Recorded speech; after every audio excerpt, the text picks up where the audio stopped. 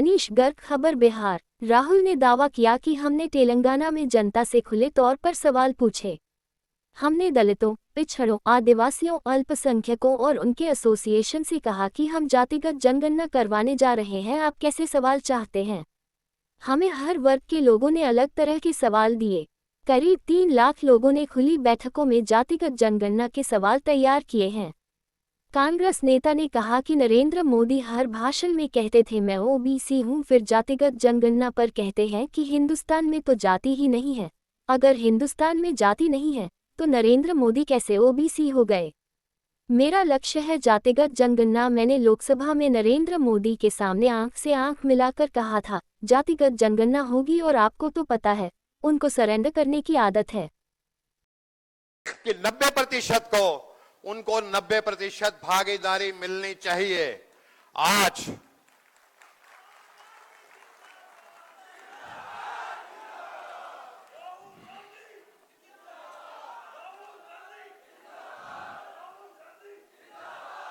साथियों, हम इस समय बुद्ध और महावीर की धरती पे हैं। एक राजकुमार जो महलों में रहता था, वो उसके पास सब सुख सुविधा थी, सब कुछ था, महल थे, सेवा करने वाले नौकर थे। लेकिन जब उसने आम इंसान के दुख को देखा तो वो महल छोड़ करके जंगलों में निकल गया और आगे चल के महात्मा बुद्ध कहलाया। आज इसी तरह हजारों साल के बाद हमारे राहुल गांधी जी, जो इनको निजी तौर पे चाहे तो कोई किसी की चीज की कमी नहीं है, लेकिन जब इन्होंने 90% पिछड़ों का, अति पिछड़ों का, आदिवासियों का, दलितों का दर्द देखा तो ये भी इस देश में एक लंबी यात्रा में निकल गए, जो आप सब जानते हैं, भारत जोड़ो यात्रा, न्याय यात्रा। और आज राहुल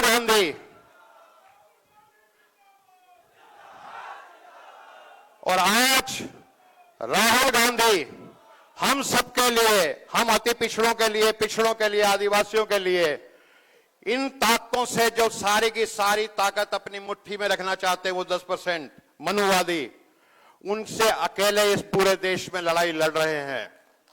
और आपने देखा कि ये लड़ाई इतनी आसान नहीं होती। जब जब भी कोई मनुवादी ताकतों के खिलाफ लड़ता है, पूरा ब्रह्मांड की जो मनुवादी शक्तियां हैं, जो नेगेटिव फोर्सेस हैं, वो उस शख्स के खिलाफ हो जाती हैं कि ये समता की बात क्यों कर रहा है, ये बराबरी की बात क्यों कर रहा है।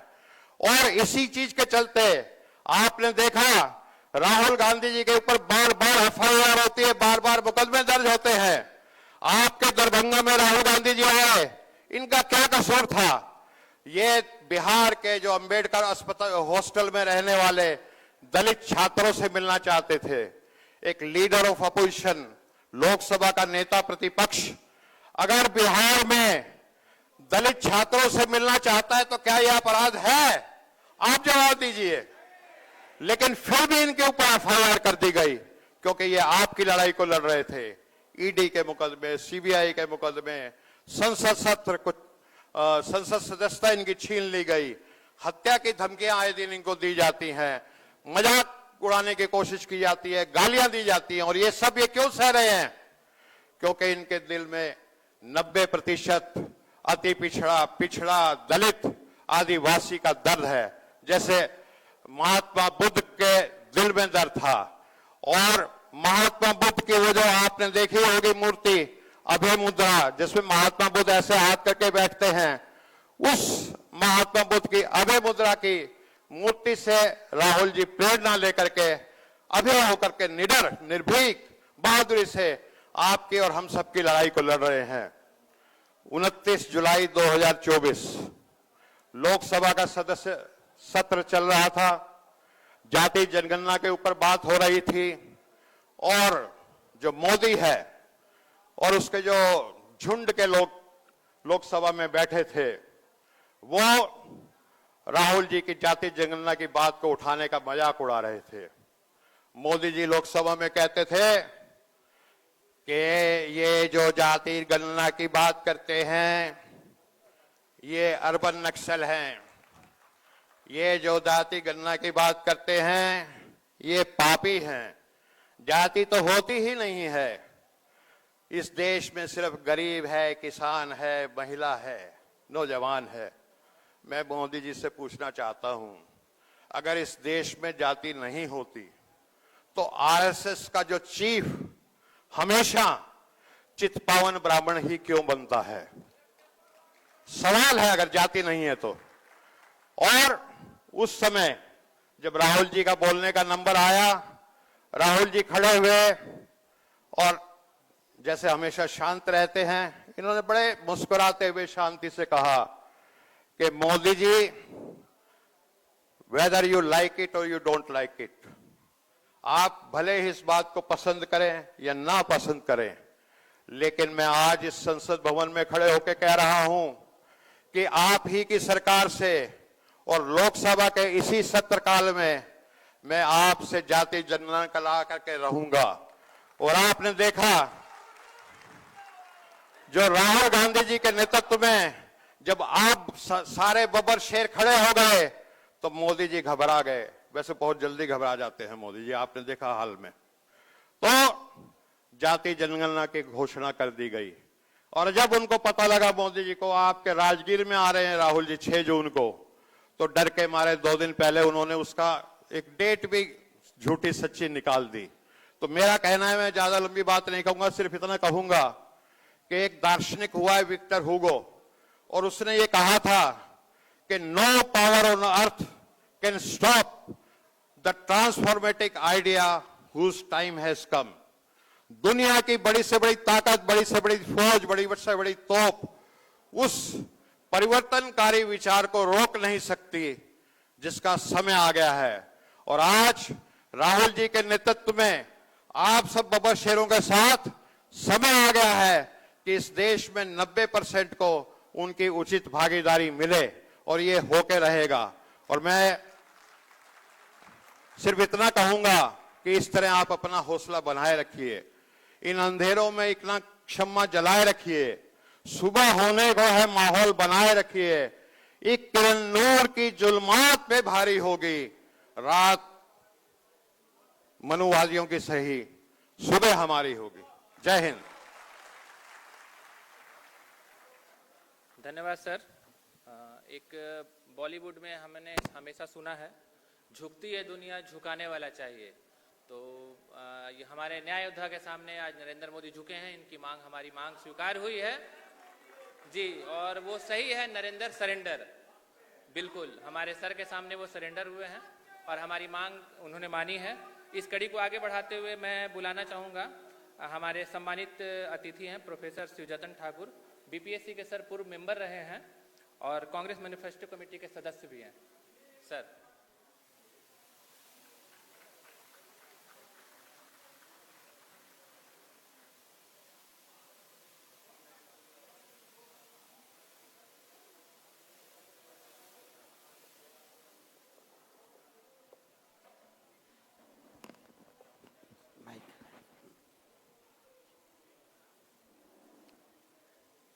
सामाजिक न्याय के पुरोधा और 90% शोषितों का सेनापति आदरणीय राहुल गांधी जी, राष्ट्रीय स्तर का ओबीसी के अध्यक्ष अनिल जयहिंद जी, मंच पर बैठे प्रदेश अध्यक्ष आदरणीय राजेश कुमार जी, शकील अहमद जी, और युवा होनहार और डायनेमिक अत्यंत पिछड़ा सेल का प्रकोष्ठ का अध्यक्ष शशिभूषण पंडित जी, सभागार में उपस्थित बिहार प्रदेश के प्रभारी कृष्णा लाबरू जी, पद्मश्री डॉक्टर जगदीश प्रसाद जी तथा बिहार के कोने कोने से सामाजिक न्याय के महारथी। चूंकि समय सीमित है, मैं थोड़ा बोलना चाहता हूं। जब मैंने कहा कि शोषितों का सेनापति, तब शायद आप चौंक गए होंगे कि हमने प्रतिपक्ष का नेता क्यों नहीं कहा। अभी अनिल जैन ने कहा, वो उनका उत्तर दे दिया कि क्यों नहीं कहा। मैं केवल इतना बताना चाहता हूं कि राहुल गांधी जी ने सदन के पटल पर जोर देकर कहा कि जाति जनगणना करवा कर दम लेंगे, जो भी करना पड़ा, जितनी आपको गालियां देनी हो, हम सारी गालियों को स्वीकारेंगे। इससे भी बड़ी बात क्या थी मित्रों, इससे बड़ी बात यह थी कि भाजपा के बड़बोला मंत्री राहुल जी को जनगणना और शोषितों की आवाज बुलंद करने के एवज में मंच से अपमानित करने का प्रयास किया और कहा कि जिस व्यक्ति की जाति के पता नहीं वह जाति की बात करता है। तब सदन पटल पर अखिलेश यादव जी ने तीखी प्रतिक्रिया दी। लेकिन राहुल जी को बताना चाहता हूं कि देश के 90% आबादी जो मंच पर वहां उपस्थित नहीं था, राहुल जी के इस अपमान के लेकर उनका खून खौल गया। उन्होंने शपथ लिया कि आने वाला समय में राहुल जी का बदला हम इन भाजपाइयों को धूल छटाकर दम लेंगे, इलेक्शन में हरा कर दम लेंगे। राहुल जी, मैं बताना चाहता हूं कि जो हमारे अत्यंत पिछड़ वर्ग के 38% आबादी है, इनकी बहुत बुरी स्थिति है। ये अनपढ़ हैं, गरीब हैं, परंतु राजनीतिक रूप से परिपक्व हैं। आप 5 बार पटना बिहार आकर आप अति पिछड़ों का मान सम्मान बढ़ाया। पिछले बार मित्रों, जो आप लोग कुछ पटना में मौजूद हैं, उस समय कई विभूतियां वहां पर उपस्थित थी, बड़े पद्मश्री थे, बहुत बड़े सर्जन थे। था कि राहुल जी के बगल में उन लोगों की विभूतियों को बैठाया जाए, लेकिन राहुल जी ने कहा कि मेरे बगल में शिवजतन ठाकुर बैठेंगे। यह शिवजतन ठाकुर को सम्मान नहीं, यह अति पिछड़ों का सम्मान था, दलितों का सम्मान था। उनको उन्होंने गला लगाया। राहुल जी ने अपने कर्म से साबित किया। लोग जुमलेबाज होते हैं राजनीति में, लेकिन राहुल जी का जो बॉडी लैंग्वेज है, जो बोलते हैं वो करते हैं, वो केवल बोल के नहीं रहते हैं। शायद आपको जानकर आश्चर्य होगा मित्रों कि राहुल जी बिहार में मैनिफेस्टो कमेटी का 7 मेंबर बनाया।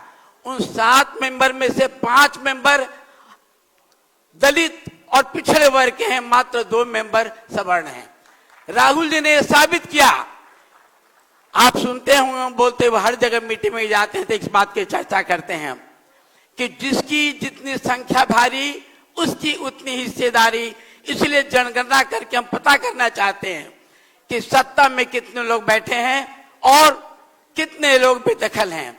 आपको उनका एक वीडियो याद होगा, जब पत्रकार मौजूद था तो राहुल जी ने बड़े बेबाकी से पूछा कि बताइए आप में से ओबीसी कितने हैं। सारे लोग एक दूसरे को देखते रह गए।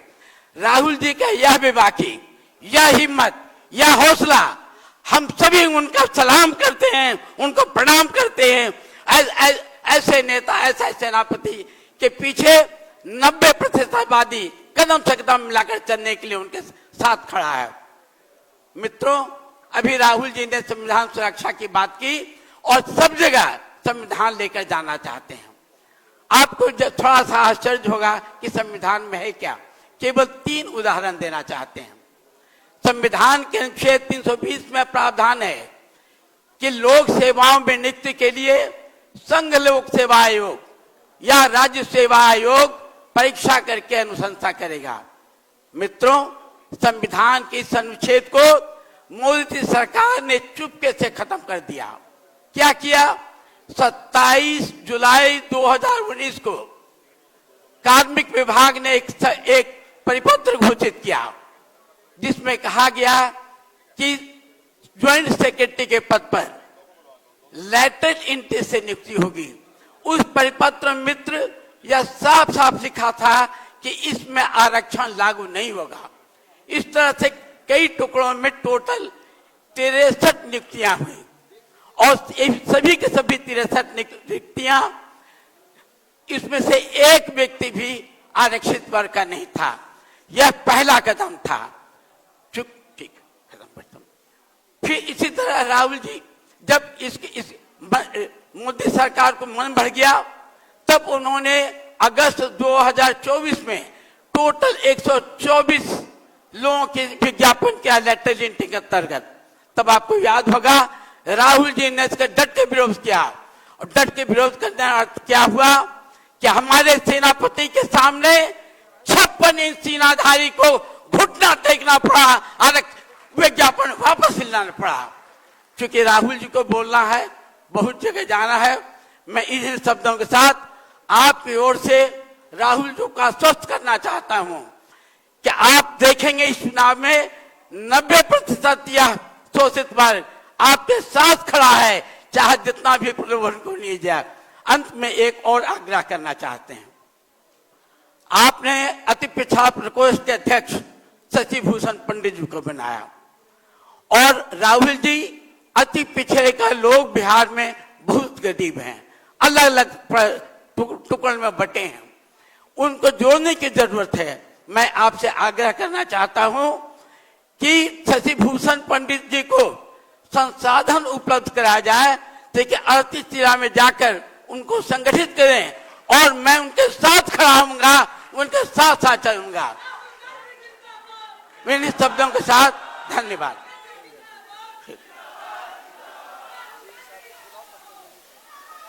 धन्यवाद सर। जनाब इरशादुल हक साहब नौकरशाही.com के संपादक हैं सर, आए जाए सर। 2 मिनट में सर बात को खत्म की जाए सर, आए जाए सर, समय की सर कमी है।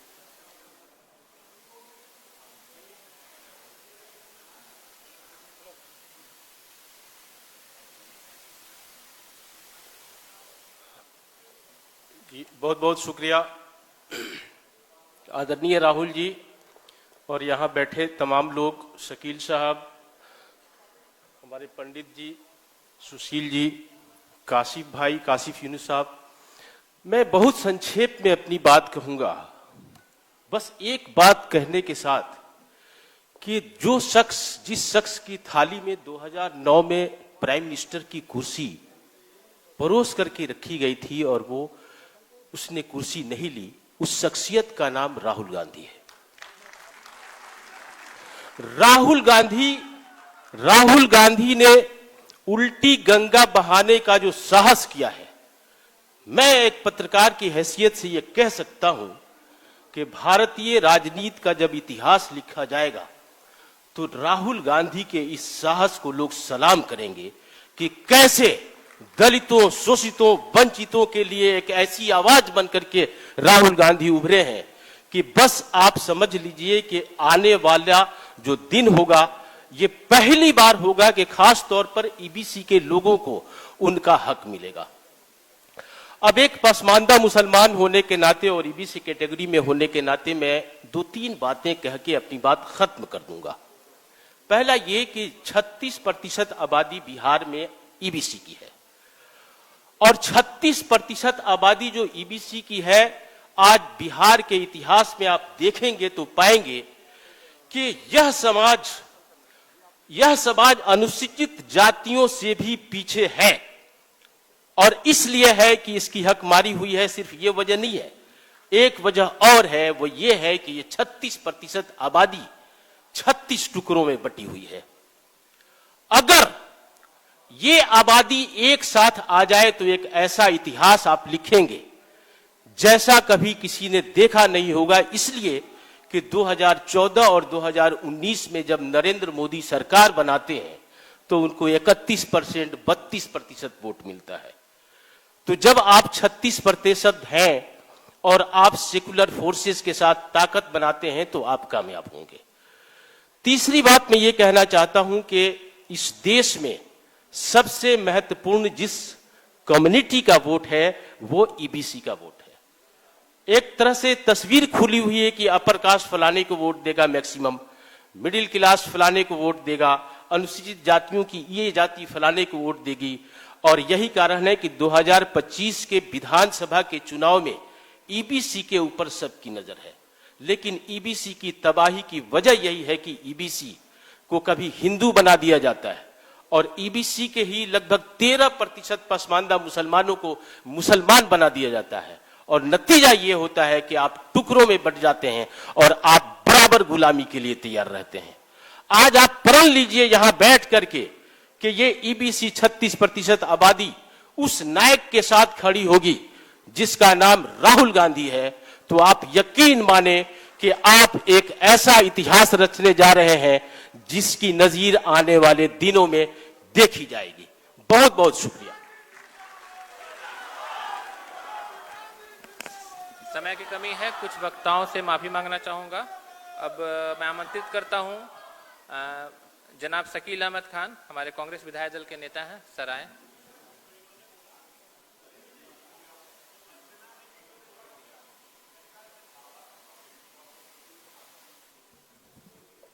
फानूस बन के जिसकी हिफाजत हवा करे, वो शम्मा क्या बुझे जिसे रोशन खुदा करे। जिल्लतो रुसवाई और पशेमानी के इस दौर में कि जिस दौर के खलनायक और अधिनायकवाद के दौर में एक वो शम्मा है जो जल रही है और जो अपने आबोताब से उन हजारों घरों में शम्मा रोशन कर रही है, उस शम्मा का नाम राहुल गांधी जी है। ये मैं ऐसा इसलिए कह रहा हूं कि अपने पूरे जीवन काल में 2004 में जब से मेंबर ऑफ पार्लियामेंट के तौर पर राहुल गांधी जी ने जन सेवा को अपनी पूंजी बनाई है, तब से लेकर आज तक कहीं पर भी कदम में डगमगाहट नहीं है। जिस नजरियात के तहत हिंदुस्तान की जमहूरियत को मजबूत किया गया, जिस नजरियात के तहत ब्रिटिश साम्राज्य से लड़ा गया, उस नजरियात को अवाम के बीच में बार बार कहने वाले, सजने वाले और सजाने वाले और बसने और बसाने वाले का नाम राहुल गांधी जी है। इसलिए हम सब लोग की जिम्मेदारी बनती है कि आज के इस वहशत भरे माहौल में, कि जिस माहौल में आपको हर रोज जिल्लत और रस्वा किया जाता है कौमियत के नाम पर, जात के नाम पर, जबकि दौलत का मुश्तरका जो बंटवारा होना चाहिए वो हुआ नहीं, इन सब के खिलाफ लड़ने वाली कोई एक आवाज है तो उसका नाम राहुल गांधी और कांग्रेस पार्टी है।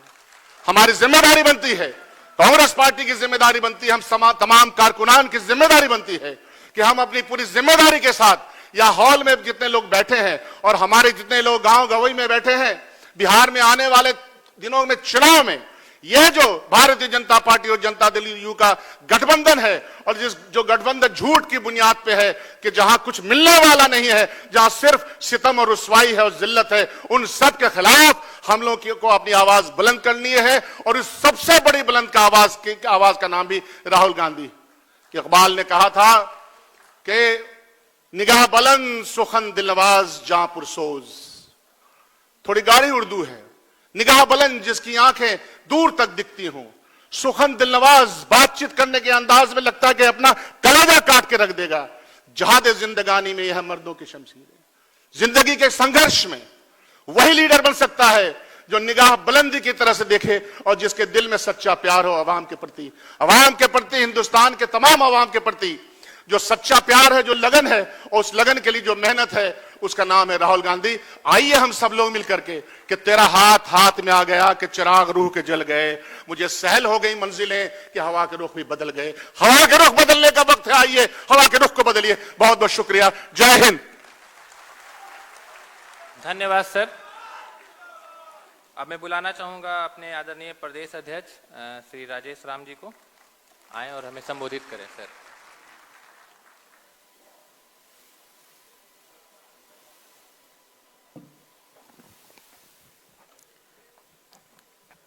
सम्मानित आज इस बुध की धरती, महावीर जैन की धरती, जरासंध की धरती और हमारे मोक्ष की धरती पर आदरणीय सामाजिक न्याय के योद्धा राहुल गांधी जी, मंच के अध्यक्षता कर रहे सम्मानित शशि भूषण पंडित जी और इस कार्यक्रम के प्रारूप को एसटी, एससी, ओबीसी के लोगों तक राहुल जी के विचारधारा, सामाजिक न्याय के लड़ाई को धारदार बनाने वाले सम्मानित अनिल जय हिंद जी, हमारे ओबीसी बीसी के नेता शिवजतन साकुर जी और विधायक दल के नेता आदरणीय शकील अहमद साहब और सम्मानित मंच और इस हॉल में उपस्थित उन सामाजिक न्याय के समर्थक, मैं सबको जय भीम और नमो बुद्धाय बोलता हूं। मैं आपके बीच और राहुल जी के बीच समय को बाधा नहीं देते हुए मैं 2-3 बात आपके सामने रखना चाहता हूं। पहला कि जब सामाजिक न्याय की बात होती थी और खास करके कांग्रेस पार्टी, अखिल भारतीय कांग्रेस पार्टी के लेकर के बात होती थी, तो यहां जो समाज के लोग बैठे हैं उनको कई बार कंफ्यूजन होती थी और विश्वास भी नहीं होता था। चूंकि जिस भारतीय राष्ट्रीय कांग्रेस पार्टी के एक साधारण कार्यकर्ता हूं, तो मुझे अच्छे फीडबैक भी मालूम होता है और बुरे फीडबैक भी। लेकिन यदि आदरणीय राहुल गांधी जी उस सामाजिक न्याय को लड़ने का काम किया जिसमें साफ तौरों से, स्पष्ट रूप से देश के तमाम ओबीसी, ईबीसी और एसटी, एससी को स्पष्ट संदेश दिया कि हमारा सामाजिक न्याय आपके लिए है, आपके संघर्षों के लिए है और आपको सत्ता में भागीदारी ही नहीं, हम हिस्सेदारी देने की लड़ाई लड़ते हैं।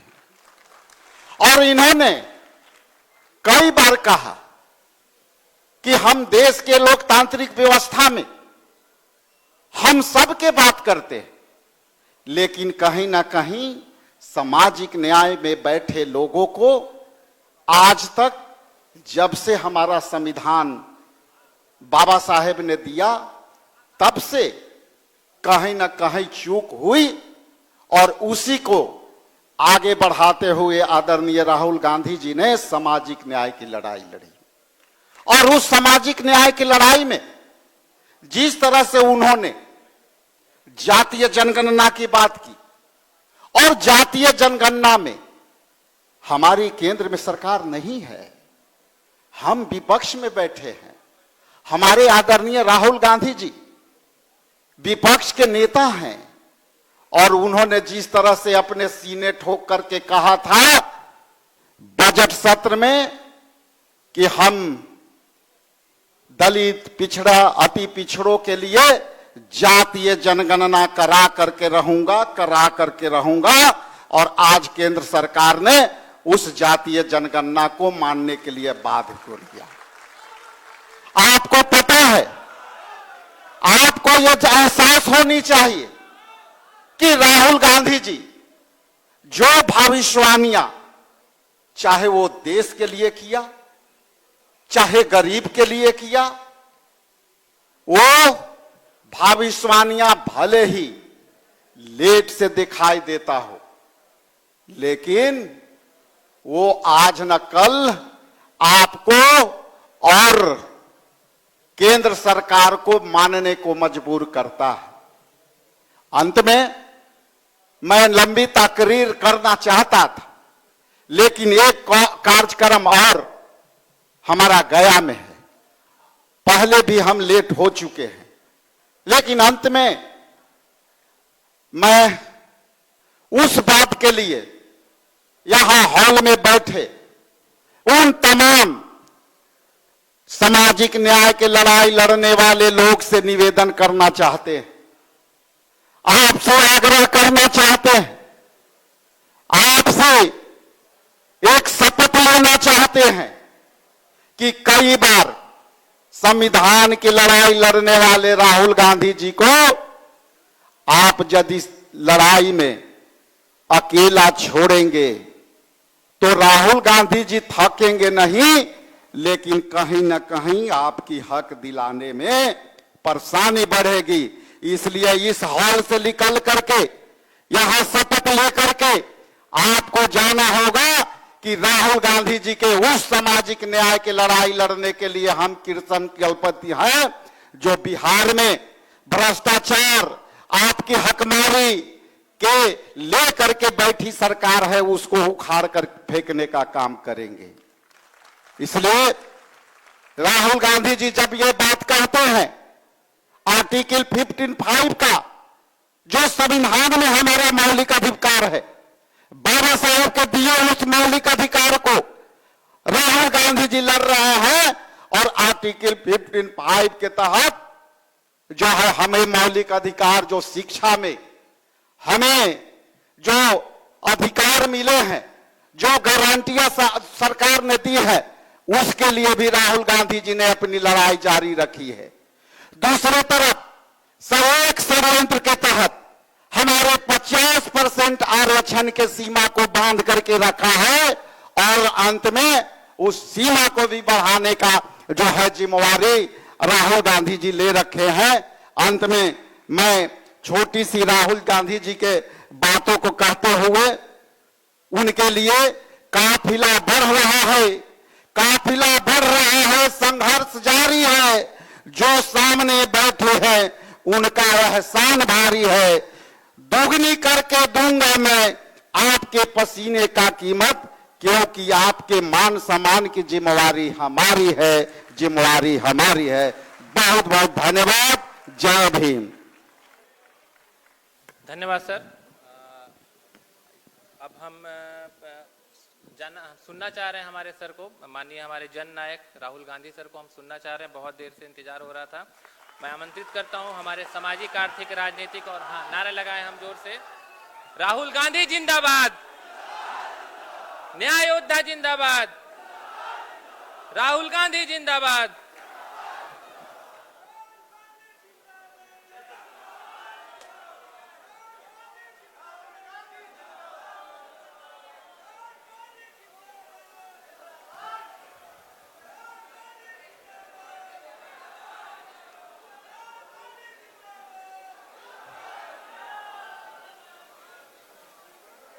राजेश राम जी,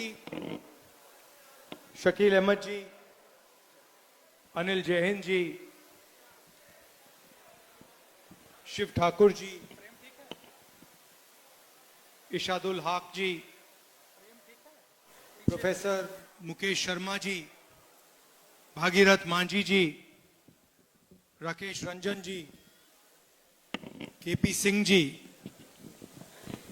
शशि भूषण पंडित जी, अंजू बौद्ध जी, राम प्यारे जी, गौतम प्रीतम जी, ब्रह्मदेव पटेल जी,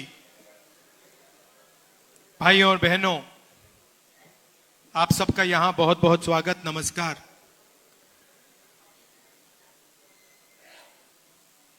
इसको हम सत्य, न्याय और अहिंसा की जमीन कह सकते हैं। बिहार को कह सकते हैं ना। और नया डेफिनेशन दिया है 21वीं सदी का। पुराना डेफिनेशन सत्य, न्याय और अहिंसा की जमीन, नया definition crime capital of India, Bihar. तो देखिए कहां से कहां पहुंच गए आप लोग। शुरुआत भैया, शुरुआत कहां हुई, आपकी सोच कहां कहां पहुंची। आजकल जापान की बात होती है, कोरिया की बात होती है, चाइना की बात होती है, वियतनाम की बात होती है, मगर उनका जो सोचने का आर्किटेक्चर है, वो कहां से आया? वो आप लोगों ने दिया। यहां से, बिहार से सोच गई थी, Tibet, Sri Lanka, Vietnam, Korea, Japan, China. तो ये है बिहार का मतलब, ये है सत्य, न्याय और अहिंसा का मतलब, का इफेक्ट। और आज ये सब भूल गए आपकी सरकार, आप लोग नहीं, आपकी सरकार ये सब भूल गई और बड़े शब्दों में बिहार को क्राइम कैपिटल बना दिया। यही बदलाव हम चाहते हैं कि जो आप पहले थे, आपने सिर्फ हिंदुस्तान को नहीं, पूरी दुनिया को रास्ता दिखाया है। आपकी सोच ने, आपकी थिंकिंग ने। नालंदा में आपकी यूनिवर्सिटी हुआ करती थी, पूरी दुनिया से लोग यहां आते थे, और आज बिहार से हर प्रदेश में, पूरी दुनिया में आपके लोग जाते हैं, क्योंकि यहां पे रोजगार नहीं।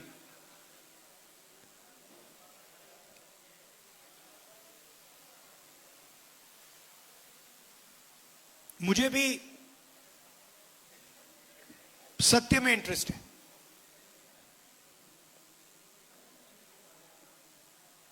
ये जो जाति जनगणना का कि जो सोच है, ये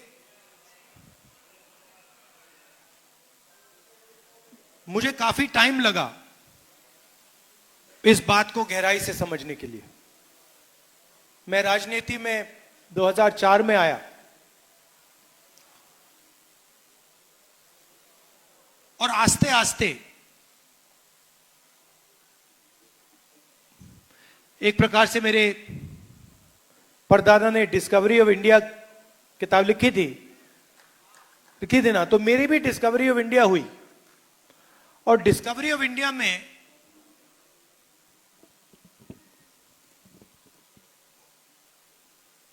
आस्ते आस्ते मुझे दिखने लगा कि जिसको हम इंडिया कहते हैं उसमें 90% लोगों की भागीदारी तो है ही नहीं, कहीं नहीं है।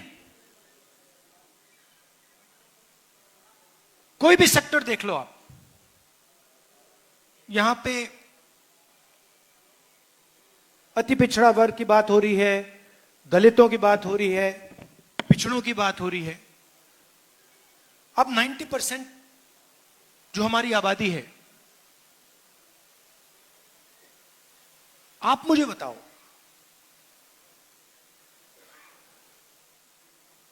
कौन से सेक्टर में आप लोग हो? आप कॉर्पोरेट सेक्टर में हो? 500 सबसे बड़ी कंपनियां हैं, लाखों करोड़ रुपए उनका कर्जा माफ होता है।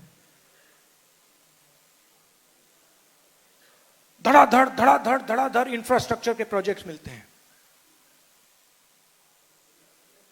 बजट में कानून बनाकर, एक कानून बदल के उनको, उनके बिजनेस को हजारों करोड़ मिलते हैं। मुझे आप 500 में से एक दलित, ओबीसी, अति पिछड़ा, आदिवासी सीईओ का नाम बता दो। एक भी नहीं है।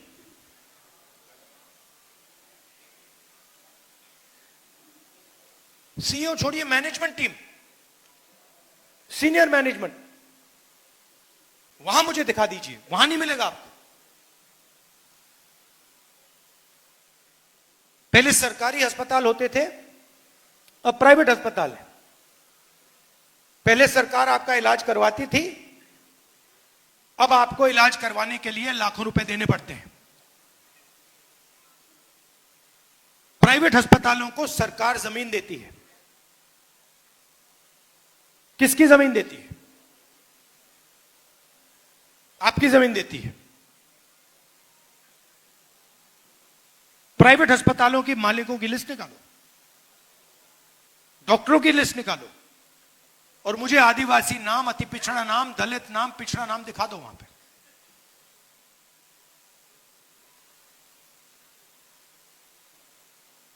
ठीक है, आप कहोगे नहीं, हमें कॉर्पोरेट सेक्टर में जगह नहीं चाहिए, हमें प्राइवेट अस्पतालों में जगह नहीं चाहिए, तो फिर मैं पूछूंगा शिक्षा के सिस्टम में बता दो।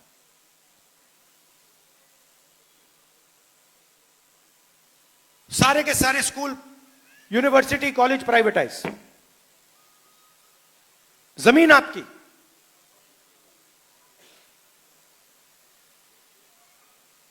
प्राइवेट कॉलेजेस के मालिक की लिस्ट निकालो, दिखाओ मुझे कहां है 90%।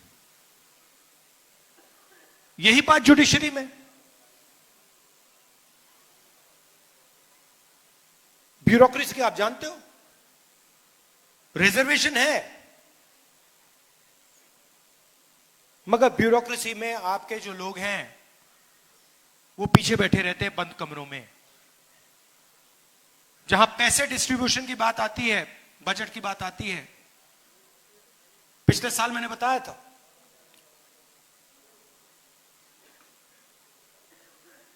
बजट 11 अफसरों ने बनाया, फोटो थी, 90% का उसमें कोई नहीं।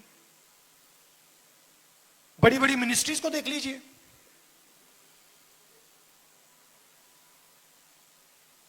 नब्बे में से 3 secretary to government of India पिछड़ा अति पिछड़ा वर्ग के, 90 में से 3। आपकी आबादी कम से कम 55%, 90 में से 3, और वो भी 3 छोटे छोटे विभागों में, जहां धन जाता है, फाइनेंस, डिफेंस, उधर कोई नहीं। और वही हालत आदिवासियों की, दलितों की। मजदूरों की लिस्ट निकालो, मनरेगा की लिस्ट निकालो, ऊपर ड्राइवर्स की लिस्ट निकालो, वहां पे सिर्फ आपको ओबीसी, दलित, अति पिछड़ा,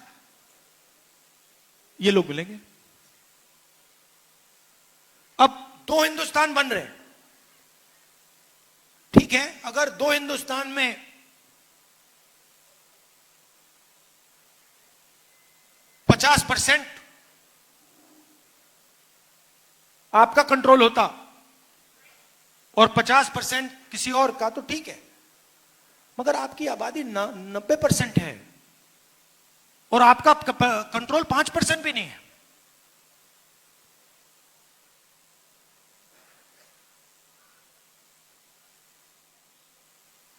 और जब मैं कहता हूं कि हमें पता लगाना है, मैंने कोई पॉलिसी प्रिस्क्रिप्शन आज तक नहीं दी है।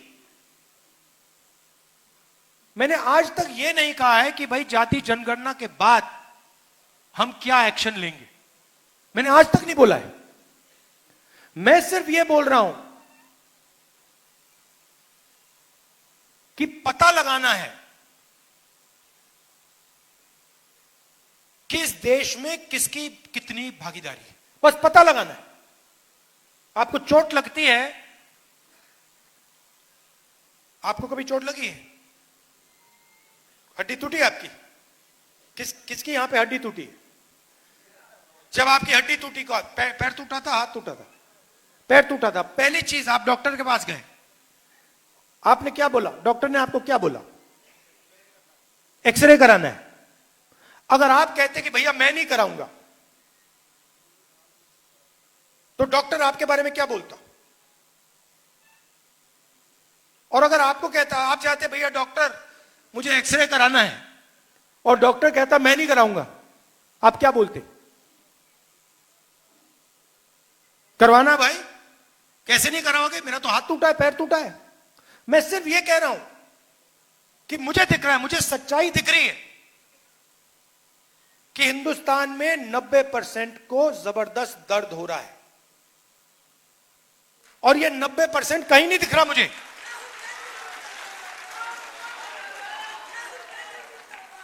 चाहे बलात्कार हो, गरीबी हो, दुख हो, दुख के आप सबसे बड़े शेयर होल्डर हो।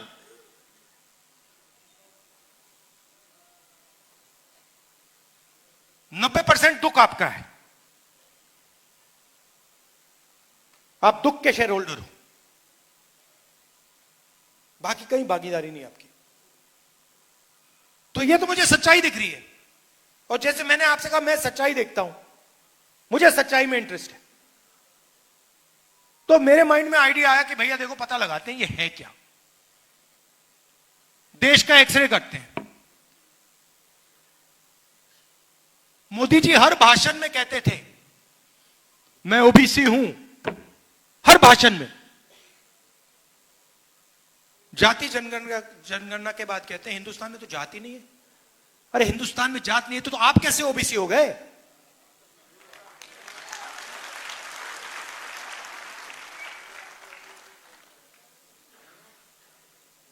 तो मेरा लक्ष्य है और आप सबका लक्ष्य है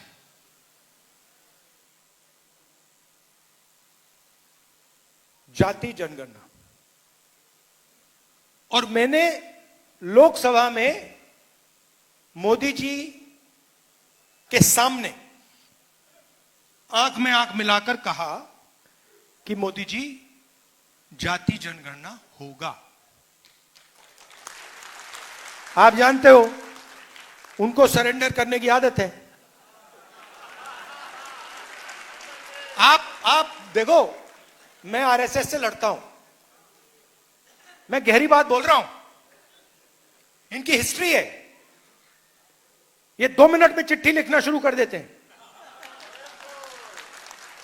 आजकल मॉडर्न जमाना है, ठीक है भैया चिट्ठी नहीं लिखेंगे, आजकल व्हाट्सएप मार देंगे। ट्रंप साहब ने 11 बार बोला है, 11 बार, कि मैंने नरेंद्र मोदी को सरेंडर करवा दिया। 11 बार बोला है पब्लिक में। नरेंद्र मोदी जी चू नहीं कर पा रहे हैं। नरेंद्र मोदी ये नहीं बोल पा रहे हैं कि ये जो ट्रंप है ये झूठ बोल रहा है, क्योंकि वो सच्चाई है। और मुझे मालूम था कि जिस दिन हमने थोड़ा सा दबाव डाल दिया उस दिन एकदम सरेंडर कर जाएंगे। मगर आप गलत फहमी में मत रहिए। ये जाति जनगणना जो करा रहे ना, ये असली जाति जनगणना नहीं कराएंगे, कभी नहीं कराएंगे। क्योंकि जिस दिन इन्होंने जाति जनगणना, असली जाति जनगणना कर लिया, उस दिन इनकी राजनीति समाप्त हो जाएगी, खत्म हो जाएगी। ये नहीं कर सकते हैं। जाति जनगणना के 2 तरीके हैं, एक बीजेपी का मॉडल, एक तेलंगाना का मॉडल। इसमें मैं आपको फर्क समझाना चाहता हूं। बीजेपी के मॉडल में बंद कमरे में अफसरों ने सवाल डिसाइड किए हैं। उन अफसरों में 90% का कोई नहीं था।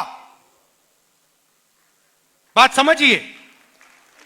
जाति जनगणना में सबसे जरूरी बात, कौन से सवाल पूछे जा रहे हैं।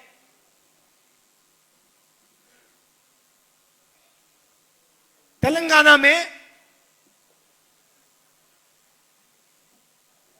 हमने तेलंगाना की जनता से खुला सवाल पूछा, पब्लिकली पूछा। दलित एसोसिएशन, उनके नेता, उनके पत्रकार, अति पिछड़ा एसोसिएशन, उनके लीडर, पिछड़ा वर्ग के एसोसिएशन, माइनॉरिटी एसोसिएशन, उनके लीडर, उनकी पब्लिक, आदिवासी, जनरल कास्ट, सबसे पूछा कि भैया देखिए हम जाति जनगणना करने जा रहे हैं, सर्वे करने जा रहे हैं, आप कौन से सवाल पूछवाना चाहते हो।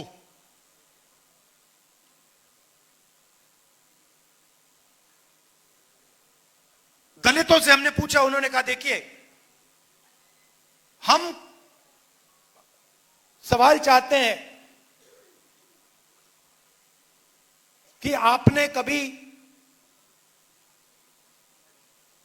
अनटचेबिलिटी एक्सपीरियंस की है, हम ये पूछवाना चाहते हैं। पिछड़ों ने अलग सवाल दिए, अति पिछड़ों ने अलग सवाल दिए, दलितों ने अलग दिए, आदिवासियों ने अलग दिए। 3 लाख लोगों ने ऐसी मीटिंग्स में, खुली मीटिंग्स में जाति जनगणना के सवाल डिजाइन किए। उसके बाद सरकार तेलंगाना के हर घर में गई, हर व्यक्ति के पास गई। अगर वो व्यक्ति घर में नहीं था तो वापस गई, एक बार नहीं अनेक बार गई और डेटा कलेक्ट किया। बीजेपी का मॉडल यह नहीं है। बीजेपी का मॉडल है हम सवाल डिसाइड करेंगे और अगर आप जवाब देना चाहते हो दो, नहीं तो नहीं, और हम डिसाइड करेंगे। यह बिल्कुल फर्क मॉडल है। तेलंगाना मॉडल में क्या निकला, मैं आपको दो तीन उदाहरण देता हूं, आप हिल जाओगे।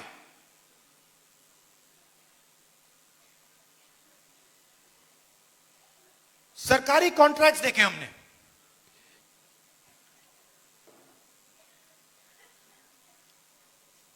सरकारी कॉन्ट्रैक्ट तेलंगाना में, मैं बोल रहा हूं, खुल के बोल रहा हूं, तेलंगाना में दलितों को, आदिवासियों को, पिछड़ों को, अति पिछड़ों को सरकारी कॉन्ट्रैक्ट मिलते ही नहीं है। 4-5% को सारे के सारे कॉन्ट्रैक्ट मिलते हैं। आप मुझे बताओ, अगर पिछड़ा वर्ग को कॉन्ट्रैक्ट नहीं मिलेगा, अति पिछड़ा को कॉन्ट्रैक्ट नहीं मिलेगा, राजनीति कैसे करोगे?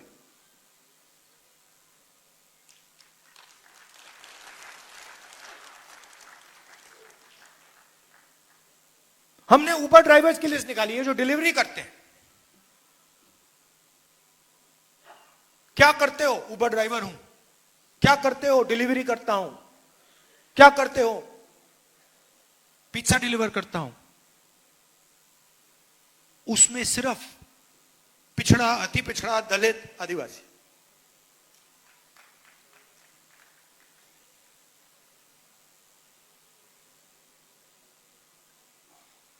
तो बिल्कुल क्लियर है, बिल्कुल साफ हो जाता है।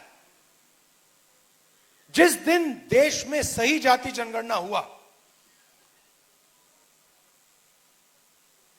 उस दिन एक्सरे छोड़ो एमआरआई जैसा हो जाएगा। आपको पता लग जाएगा भैया यहां क्या है, वहां क्या है, क्या हो रहा है। और ये मैं आपको बोल रहा हूं, या तो बीजेपी सही जाति जनगणना करेगी, मुझे नहीं लगता करेगी। वो 27 में कह रहे करेंगे, मुझे नहीं लगता। मगर मैं आपको वायदा कर रहा हूं, बीजेपी करे ना करे, मैं तो पार्लियामेंट हाउस में, राज्यसभा में, लोकसभा में वो करवा के दूंगा। क्योंकि मैं आपको सच्चाई दिखाना चाहता हूं।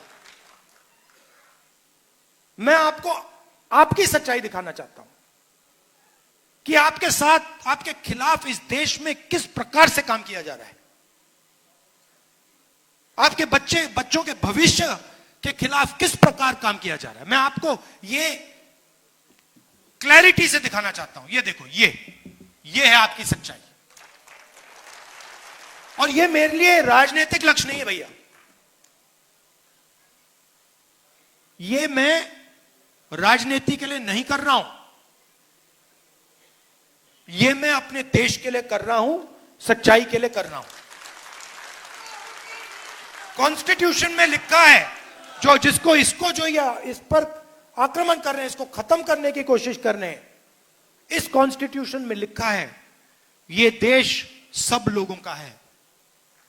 ये देश हर जात का है, हर धर्म का है, महिलाओं का है, पुरुषों का है, विकलांगों का है, सबका है। और जाति जनगणना इस कॉन्स्टिट्यूशन, इस प्यारे कॉन्स्टिट्यूशन की रक्षा करने का तरीका है। और मैं जानता हूं जो मैं कह रहा हूं, इस बात को आप गहराई से समझ रहे हो, क्योंकि आपके लाइफ में आपको दिखता होगा। अभी मैं आया, छोटी सी बच्ची मुझे कहती है मैं डॉक्टर बनूंगी।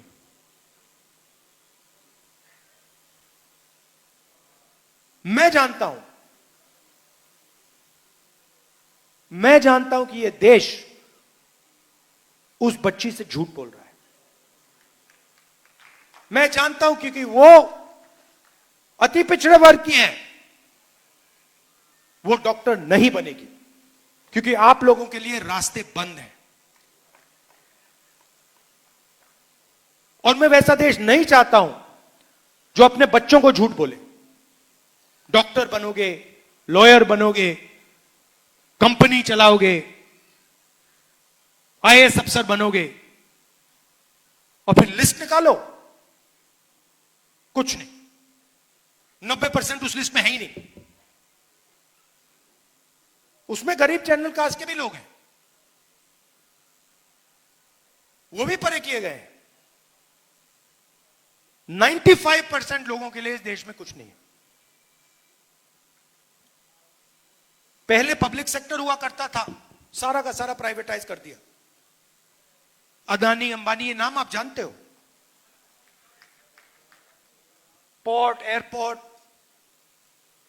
डिफेंस, जो भी इनको चाहिए, जितनी भी जमीन चाहिए, धारावी लेने की कोशिश कर रहे हैं। आप धारावी गए कभी? धारावी कोई गया यहां पे? धारावी इनोवेशन का सेंटर है हिंदुस्तान में।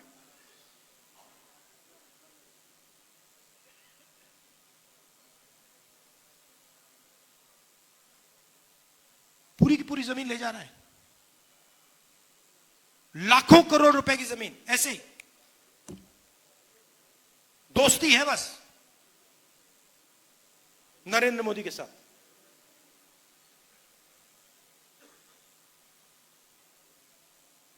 लाखों लोगों को बर्बाद कर रहा है। उनका रोजगार वहां है, उनका पूरा बिजनेस वहां है, वहां से उठा के ऐसे फेंक रहा है जैसे उनका कोई मतलब ही नहीं।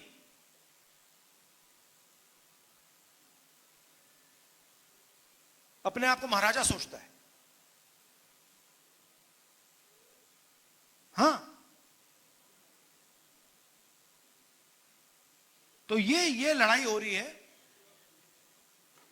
दूसरी बात, और उतनी ही जरूरी बात,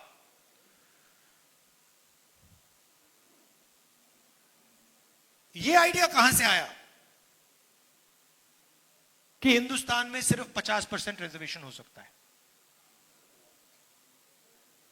आपकी आबादी 90% और 50% की दीवार बना दी कि भैया 50% से ज्यादा रिजर्वेशन नहीं हो सकता। जाति जनगणना हमने तेलंगाना में की, और मैं आपको बता रहा हूं, जाति जनगणना हमने तेलंगाना में की, अगले दिन चीफ मिनिस्टर ने उसको, दीवार को तोड़ दिया। वो चॉइस ही नहीं थी भाई, आप ताली बजा रहे हो, चॉइस नहीं थी। जब उसने देखा कि जाति जनगणना में क्या लिखा है, जब उसने डेटा देखा, उसको पता लग गया कि भैया ये तो बिल्कुल गलत है, इसको तोड़ो। एक दिन नहीं लगा। तो मैंने दो बातें कही थी वहां पे, दोनों को कराऊंगा मैं। तेलंगाना में हो गया, कर्नाटक में हो गया, जहां भी हमारी सरकार बनेगी वो 50% को वहीं तोड़ देंगे। और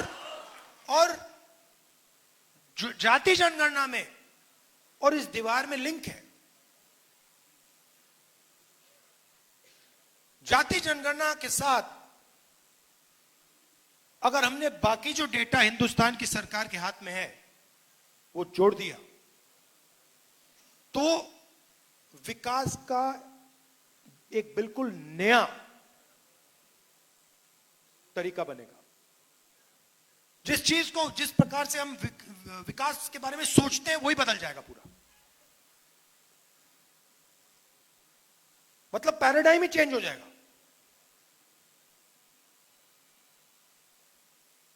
और ये बिहार से शुरुआत होगी। आप ही करते हो ये काम, आप लोग ही करते हो, हजारों सालों से करते आ रहे हो, और ये काम आप ही करोगे।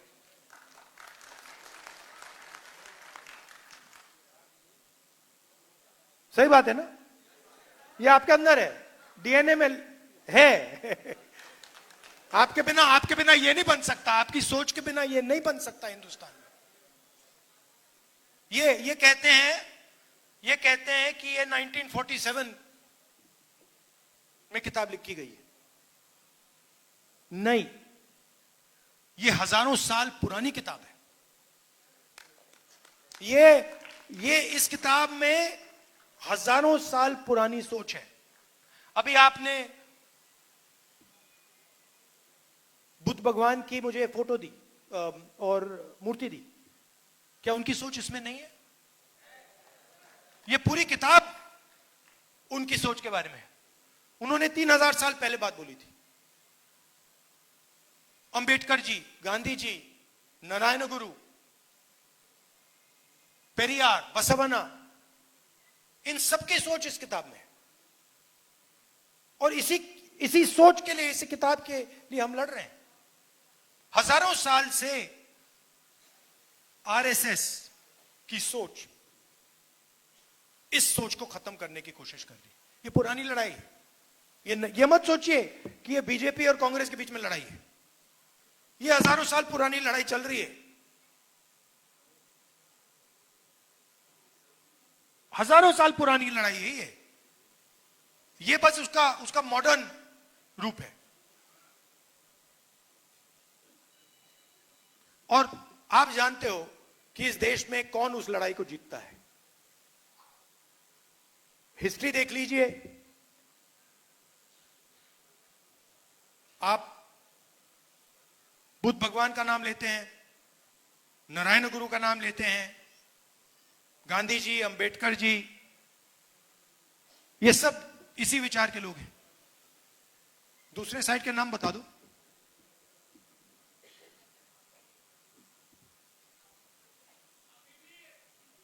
तो देखिए, शांत हो गए, बिल्कुल कोई ही नहीं। देखिए, एक तरफ महात्मा गांधी है, दूसरी तरफ सावरकर है। एक तरफ महात्मा गांधी है, दूसरी तरफ गोडसे है। गांधी जी ने पूरी लाइफ, जिंदगी सत्य और अहिंसा में दे दी।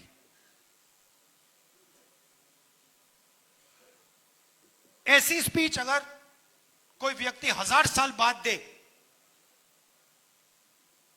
वो भी गांधी जी का नाम याद रखेगा। किसी को नहीं मालूम होगा ये सावरकर कौन था।